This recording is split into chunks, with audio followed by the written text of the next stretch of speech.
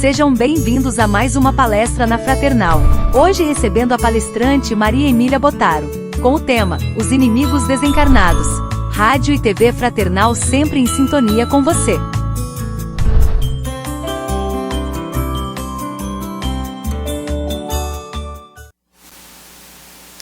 Olá, que bom estar com vocês mais uma vez, querendo agradecer ao pessoal aqui da Rádio Web TV Fraternal, agradecer a Deus, agradecer a Jesus, nosso mestre querido, pela oportunidade de trabalho. E por falar em Jesus, nós vamos reviver um grande aprendizado, um grande ensinamento do mestre Jesus. Amai os vossos inimigos. No capítulo 12 do Evangelho segundo o Espiritismo, Allan Kardec e os espíritos imortais, os grandes espíritos liderados por Jesus, trouxeram novamente à tona esse tema para nos explicar a respeito da importância de amar os nossos inimigos e com um detalhe. Para nós, os espíritas, que passamos a compreender a vida para além da vida, né? A vida após a morte física, compreender o processo reencarnatório, nós que temos a compreensão e vamos ganhando a compreensão de que a vida se expressa em duas grandes dimensões e que as relações humanas, elas têm continuidade, elas não se encerram no túmulo, mas elas têm continuidade, eles nos trazem no item 5 e no item 6 uma advertência muito importante a respeito dos inimigos desencarnados. Quem são os inimigos desencarnados? Normalmente, naturalmente, espíritos que não se comungam com aquilo que nós fazemos, que tiveram conosco alguma discórdia, e pessoas que se colocaram como adversários, como rivais, como os desafetos nesta existência ou em outras existências. Nós somos espíritos imortais que já vivemos muitas vidas, e em muitas vidas nos relacionamos e essas relações não se encerram, porque a vida física se encerrou no túmulo, ela continua, né? E ter a noção de que os indivíduos, os homens continuam vivos e eles podem nos influenciar para o bem ou para o mal. Esse é o grande recado que a doutrina espírita traz hoje, e esse é o grande recado que a doutrina clareia um pouco mais a partir da orientação do Mestre Jesus. Jesus dizia assim para todos nós: procure reconciliar-se com os teus adversários ou inimigos enquanto estás a caminho. Nos querendo dizer que é muito mais fácil nos reconciliarmos, criarmos condições de quebrar as desavenças, as rivalidades e as adversidades entre nós enquanto nós estamos a caminho, enquanto nós estamos encarnados.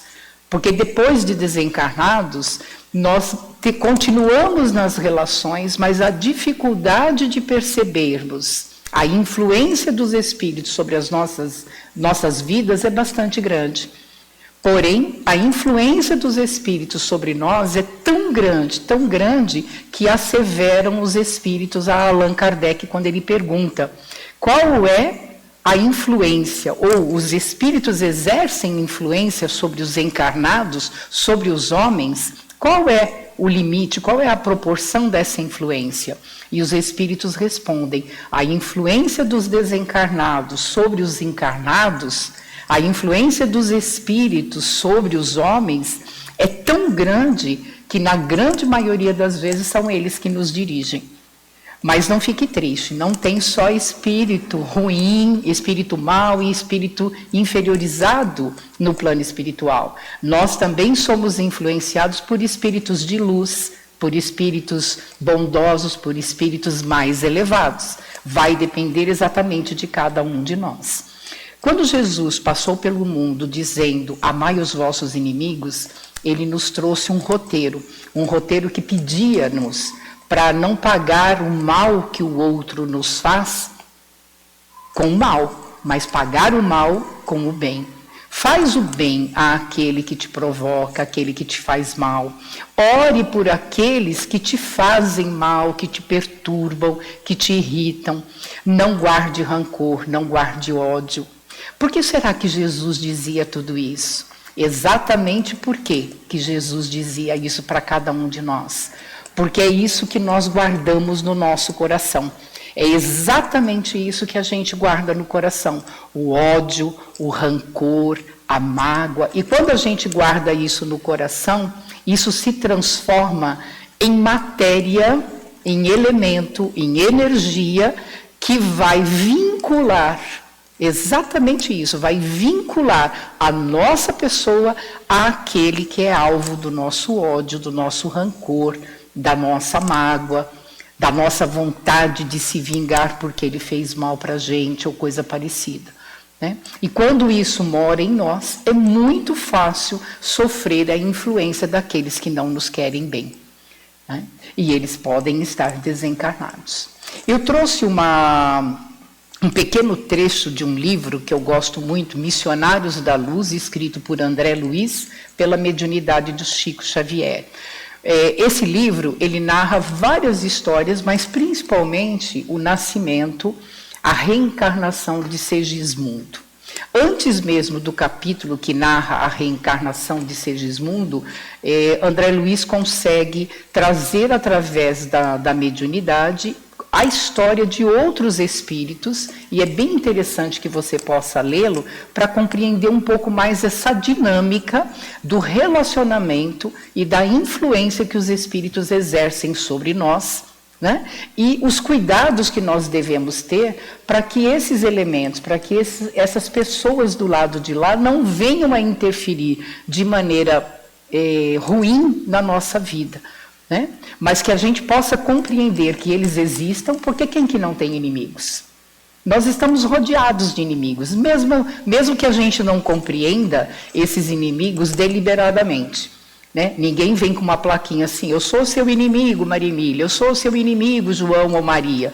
Não, normalmente as pessoas que têm desavença conosco, têm rivalidade, desenvolvem sentimentos de adversidade, elas não comungam das mesmas ideias, dos mesmos ideais que nós temos. Né? E muitas vezes a gente vai defender um ponto de vista, a gente vai defender um conceito íntimo, a gente vai defender a nossa honra, o nosso orgulho, de uma maneira que pode gerar no outro grandes desavenças. Estou falando só do aqui e do agora, mas no nosso passado espiritual, na história da humanidade terrena, nós brigávamos muito, nós lutávamos muito, nós defendíamos a honra através de matar o outro, de tirar a vida do outro, de sacrificar a família do outro. E tudo isso está registrado na nossa história espiritual, na minha história espiritual, na sua história espiritual. E isso faz com que a gente tenha, na nossa própria caminhada, pontos de conexão com aqueles que foram feridos por nós numa determinada época ou não. São esses os nossos inimigos encarnados, né? E que muitas vezes chegam até nós e nós não os percebemos. Por quê? Quando o inimigo encarnado chega, você o vê. O inimigo desencarnado, você não o vê, né? Você não o percebe. Nós temos que ativar as nossas percepções extrasensoriais e entender o mecanismo de influenciação dessas entidades sobre nós e sobre a humanidade, para a gente realmente poder dizer, opa, aqui tem um inimigo desencarnado atuando sobre mim. Normalmente não é isso que acontece. Né? Não é, quando a gente começa a passar mal, começa a mudar o humor, começa a ficar meio esquisito, começa a ter problemas de saúde, a gente vai buscar médico, a gente vai buscar uma série de recursos e quando não tem outro recurso, vai para a casa espírita e descobre que está sendo alvo de uma influência espiritual, aquilo que vulgarmente a gente chama de obsessão. Né? Então tem alguém te perseguindo. Mas voltando ao livro de André Luiz, quando ele fala de Segismundo, Segismundo é uma pessoa, é um indivíduo que está do lado de lá da vida, é um espírito desencarnado que precisa reencarnar. Ele vai reencarnar no lar de Raquel e Adelino, dois espíritos encarnados, marido e mulher, que já têm um filho, e na programação espiritual, Segismundo está incluído. Por quê? E é bem interessante isso, porque Segismundo e Adelino são inimigos do passado, eles eram rivais. Ambos gostavam de Raquel, e Segismundo, hoje desencarnado, implorando a reencarnação para poder reorganizar a sua consciência, precisa encarnar no lar de Adelino e de Raquel, ok? Mas ele traz a história dele. Ele traz o remorso do crime praticado, ele traz todo o medo do confronto com o rival que está ali na sua frente, e ele está no plano espiritual, na ambiência do lar de Raquel e de Adelino. Por quê? Porque ele tem que estar ali se ambientando e se preparando para esse reencarne. Com a chegada do Segismundo e do seu anjo protetor na casa de Raquel e de Adelino, as coisas começam a se complicar. Adelino começa a ficar nervoso, começa a ficar irritado, ele começa a brigar com a esposa, ele começa até a tratar o filho pequenininho de uma forma mais agressiva, na forma de falar, mais ríspida, o menino se ressente, o lar vai ficando meio tumultuado por causa do nervosismo, Adelino muda um pouco o humor, mas ele não está entendendo o que está acontecendo. Por quê? Tanto Raquel como Adelino não estão conseguindo perceber e ver a presença de Segismundo que está ali. Quando Segismundo está ali, todo esse manancial de emoções, de lembranças que não são claras, mas elas tomam o conjunto emocional do indivíduo, estão ali presentes. Então, altera a rotina da família.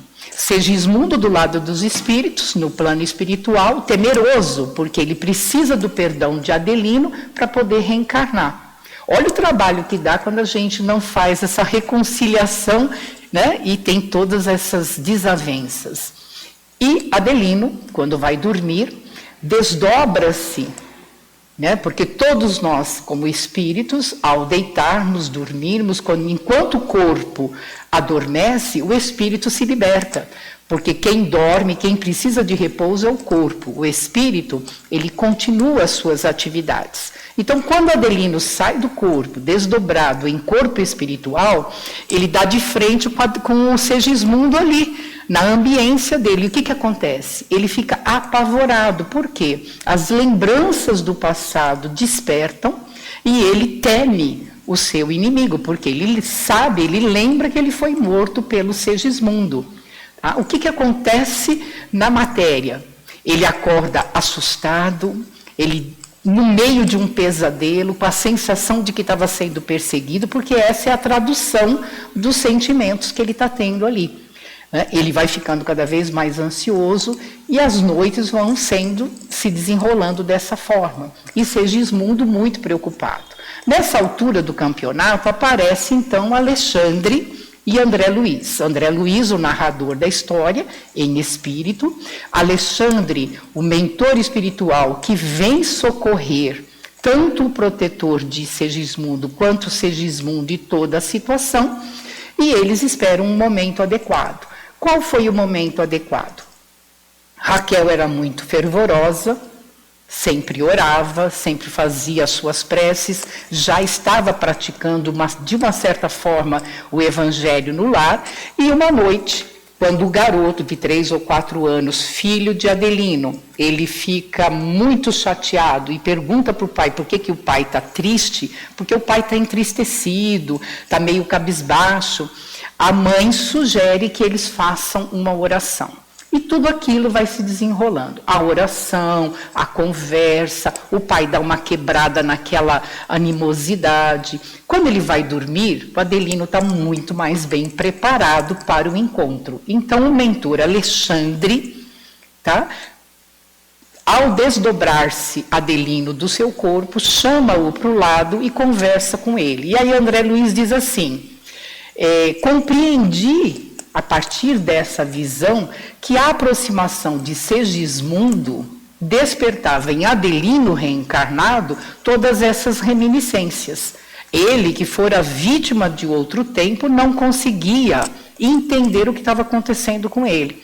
Então, o instrutor Alexandre, e aqui é muito importante a gente observar, como isso tem a ver com toda a fala do Cristo e como isso tem a ver com as orientações que a gente encontra no capítulo 12 do Evangelho segundo o Espiritismo.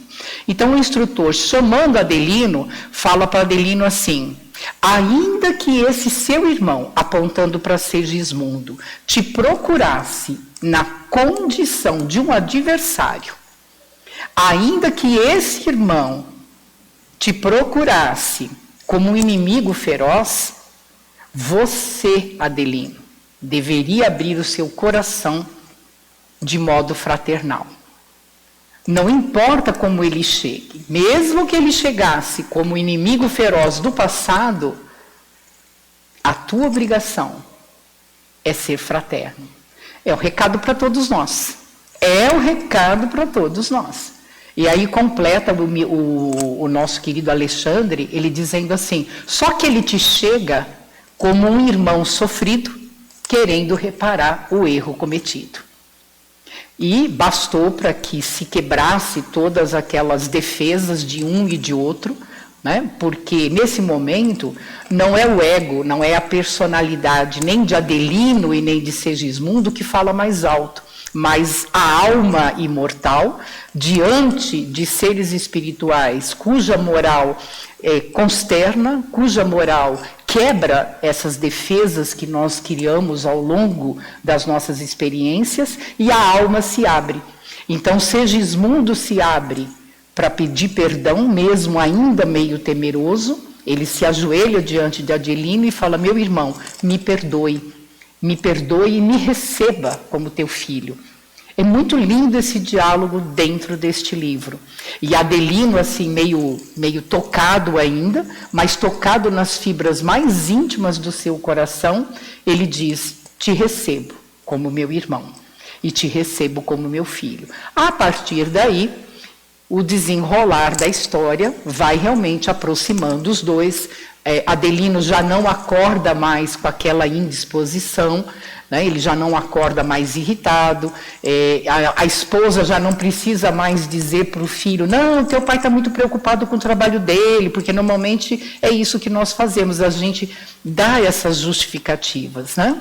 Então, o que é tudo isso? Por que nós precisamos levantar todos esses pontos? Para entender aquilo que Jesus nos pede. O inimigo precisa ser amado.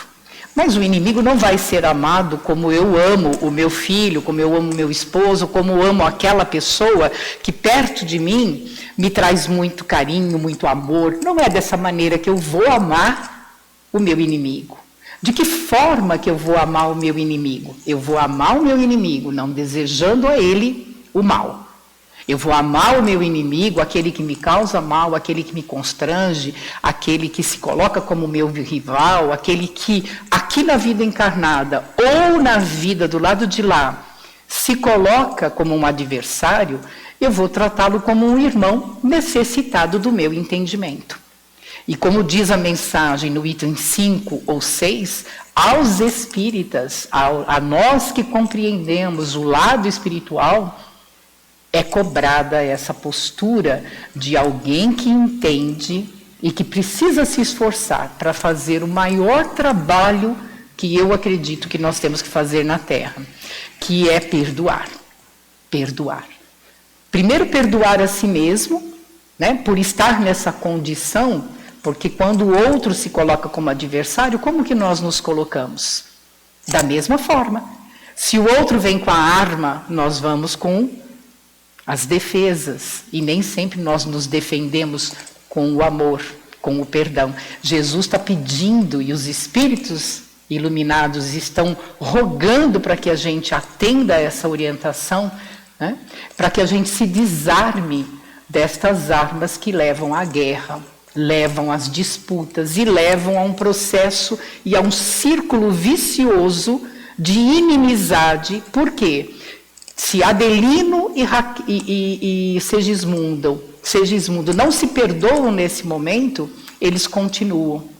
É possível que, forçadamente, pela lei de Deus, pelo determinismo, Segismundo tivesse sido obrigado a reencarnar e Adelino sido obrigado a aceitá-lo, forçosamente, porque expiações são assim, muitas vezes compulsórias, contra a nossa vontade, mas com o aval de Deus, porque é da melhor maneira que nós crescemos. E se isso tivesse ocorrido, talvez eles continuassem, mesmo como pai e filho, brigando, discutindo e até se matando, como a gente vê em alguns momentos na rede televisiva, pela web e tudo mais. Né? Espíritos que não se perdoam, apesar da possibilidade de reencarnarem juntos. Por quê? Porque não estão dispostos a amar, primeiro a si mesmo. Porque se nós não nos amarmos, como é que a gente vai amar o outro? Se nós não compreendermos as nossas dificuldades e entender que somos passíveis de erros, pequenos, grandes, médios e até erros esdrúxulos, né, que levam vidas para serem corrigidos, para serem liberados da nossa consciência, o que dirá os outros? Né?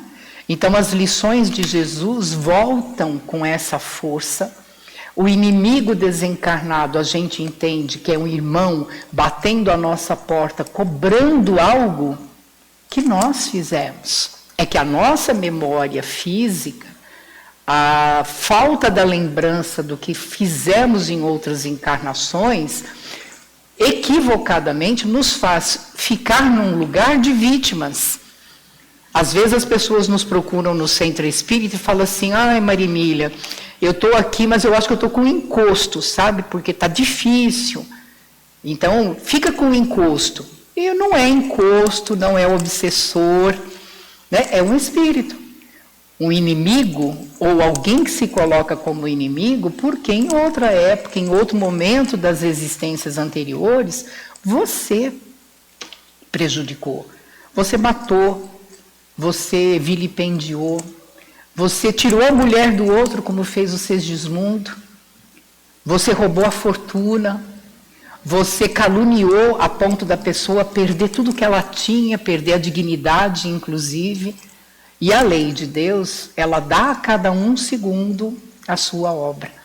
E a reencarnação é esse processo que nos permite entrar em contato com os rivais, adversários, inimigos de um passado, dentro de um contexto familiar, com laços consanguíneos que vão diluindo as aversividades, as agressividades, porque assim que Segismundo e Adelino viverem juntos como pai e filho, com a proposta de se perdoarem, quando chegarem ao término dessa reencarnação, eles já não vão ter mais a lembrança do crime praticado, do crime vivenciado, mas eles terão as experiências e a lembrança da paternidade e da filiação. E é dessa forma que nós crescemos, porque alguns perguntam, por que Deus permite isso? Deus permite para que a gente aprenda, para que a gente desenvolva, para que a gente cresça, para que nós desenvolvamos virtudes, principalmente a virtude do perdão, que é o amor em excelência, né? Também permite, porque desta forma nós resgatamos débitos, desta forma nós liberamos a nossa consciência de todas as dívidas conscienciais que carregamos, né? E a misericórdia divina. Misericórdia que vem ao seu tempo, misericórdia que vem ao seu turno, misericórdia que vem no tempo exato da reconstrução íntima de cada uma das partes envolvidas. Me lembro, agora estou me lembrando de uma passagem, de uma situação vivenciada por Divaldo Pereira Franco, e eu não quero desestimular ninguém, mas trazer, através do exemplo de algo que ocorreu com o médium baiano, durante cerca de 30 anos. Ele tinha um inimigo desencarnado, um espírito de uma inteligência, de uma sagacidade, que o acompanhou durante praticamente 30 anos da vida dele, prejudicando, querendo prejudicar, criando situações das mais delicadas. O livro Semeador de Estrelas, da Sueli Caldas Schubert, conta bem essas histórias, e uma delas é essa, em que Divaldo narra a respeito do Máscara de Ferro. Era o nome que ele dava, foi o nome que ele deu a esse inimigo desencarnado, a esse espírito que ele via, porque ele tinha vidência, a esse espírito com quem ele dialogava, como ele dialogava com qualquer um do lado dele. E o Máscara de Ferro, durante praticamente 30 anos, permaneceu ao lado dele, prejudicando, querendo pegar ele na esquina. E a postura de Divaldo, a persistência na prática do bem e uma série de outras questõezinhas foram fazendo o Máscara de Ferro atuar menos sobre ele. Quanto mais Divaldo se fortalecia na prática espiritual, na prática do bem, na manutenção de um estado interno positivo, favorável, elevado, nobre, quanto mais ele perseverava na prática da própria doutrina espírita, mais o Máscara de Ferro ficava para trás, não conseguia atuar. Mas, de vez em quando, ele atuava para dizer, eu estou aqui.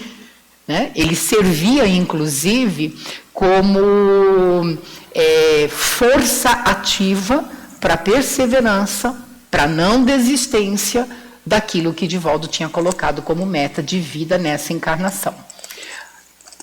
Perto dos 30 anos de convivência desses dois espíritos, Divaldo encarnado, Máscara de Ferro desencarnado, eis que um dia alguém deixa perto, na porta da mansão, que a mansão do caminho não era o que é hoje ainda, deixa numa cestinha não, era uma caixinha de sapato, uma criança que Divaldo descreve como muito feia e muito debilitada, negra, suja, feia e passando muito mal. E uma criança que, inclusive, formigas tinha no corpo. Ele descreve a cena e é chocante. E ele pega aquela criança, leva para dentro, fazem a asepsia, a limpeza, dão de comer, não sei o quê, e ele registra como sua filha. Ele registra essa menina como sua filha, uma das primeiras que ele registra. E aí ele cuida dessa criança. Mas ele nem lembra que o Máscara de Ferro está por perto, porque de vez em quando esse espírito dava uma folga para ele. Numa certa noite, ele é despertado e ele vê o Máscara de Ferro no quarto dele, e a entidade espiritual diz para ele, hoje eu vou te deixar. Hoje você me convenceu de que realmente você mudou, você não é mais aquela pessoa que eu conheci no passado. Hoje você me convenceu pela tua atitude. Hoje eu te deixo.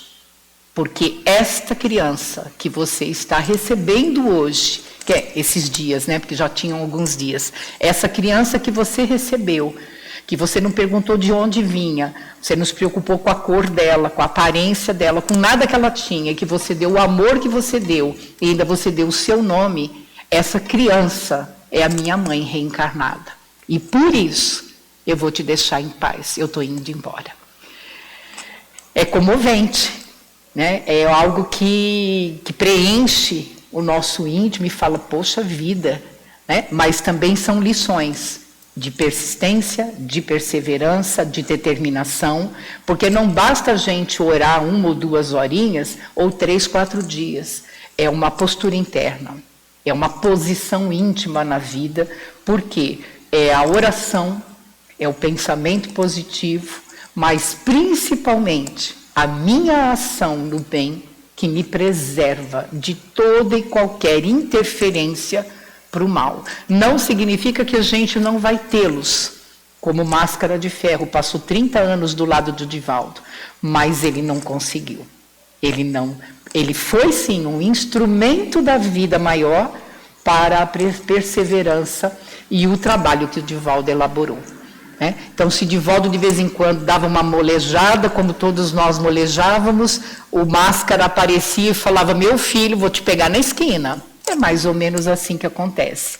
Então, que a gente, desculpe a brincadeira que a gente colocou no tema, porque é um tema difícil, pesado, mas que fica aí para a nossa reflexão. Que nós façamos, inclusive, aquilo que Jesus pede numa das suas orientações, que a gente não coloque obstáculo nenhum à reconciliação. Não sejamos nós a parte que coloca o obstáculo. Que Deus nos abençoe, que vocês fiquem muito bem e que nós tenhamos forças e muita coragem. Não para a gente ficar tentando vencer o inimigo do lado de fora, mas para nós vencermos o inimigo íntimo. Porque quando nós vencermos as nossas mazelas, os nossos vícios de comportamento, a nossa negatividade e tudo isso que vem, né, num conjunto de coisas que favorece a interferência negativa dessas entidades, aí sim nós estaremos bem, né? Confiantes que a espiritualidade sempre está conosco. Muito obrigada, boa noite.